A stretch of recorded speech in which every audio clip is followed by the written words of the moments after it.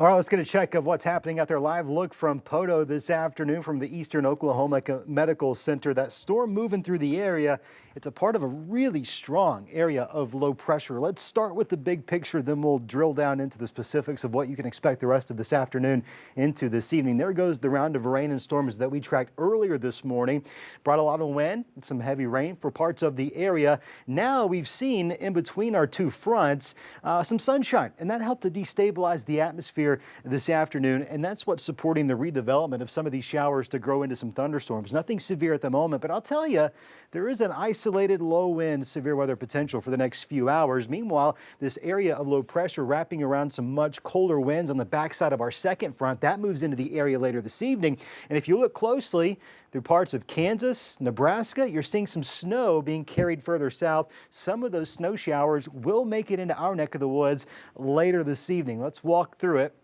Live radar closer to home shows an area of growing thunderstorms, Sequoia, LaFleur counties, those approaching the state line, soon to move into Crawford and Sebastian. Those could be capable of producing 45-mile-per-hour winds, some brief heavy rainfall. You'll notice lightning and thunder, nothing severe at the moment, but we are close to that threshold in which we might need to have a severe thunderstorm warning. We'll let you know if that's the case. Look at this, a lightning strike, lone lightning strike well ahead of the actual main developing line. If you hear thunder, go indoors, right? That's the reason we say that often. This is all tracking east-northeast, right around 30 miles per hour. So downtown Fort Smith, Van Buren, Alma, Roland, you're probably going to be seeing that rain in your neck of the woods here in the next few minutes. Let's work our way towards the north. Here's going to be that I-40 corridor. Things are pretty quiet between, let's say, Van Buren and Clarksville. Those showers and storms, though, working in your direction. Give it a little bit. You'll probably see some of those roll through. Meanwhile, in northwest Arkansas, things a little bit quieter, but you'll notice over the last hour, we go from pretty much nothing out there to those showers and storms just sparked, like with the snap of a finger. A little bit of lightning near Rogers and Lowell right now. Not seeing much in the way of lightning in Washington County, though I suspect we'll probably hear a little bit of thunder. See some lightning strikes, excuse me, over the next few minutes. I've been talking a lot today. We'll work through a future cast here over the next several hours. There goes those showers and storms that are developing right now. Those push off towards the east, and then we'll turn our attention to later this evening. I'll pause this at midnight. You see some rain initially in northwest Arkansas. That expected to transition over into some snow showers. Now, we've been in the 70s for quite a while over the last several days, even today in the 50s and 60s. So the ground's going to be somewhat warm, meaning a lot of this probably doesn't stick to the ground. It may do so a little bit on grassy surfaces, but we're not expecting a big snowstorm with this event. This is 5 o'clock tomorrow morning. We very well could still be tracking some snow showers. Largely, though, you're going to find those north of Interstate 40. Here's what one of our high-resolution models is depicting. You'll notice these numbers somewhat specific. I wouldn't hone in too much on that. The key takeaway is less than an inch at most. You got to keep in mind a lot of this is going to melt on contact, and that's even if temperatures can drop below freezing. There's some data that suggests maybe we only dropped about 33, 34 degrees.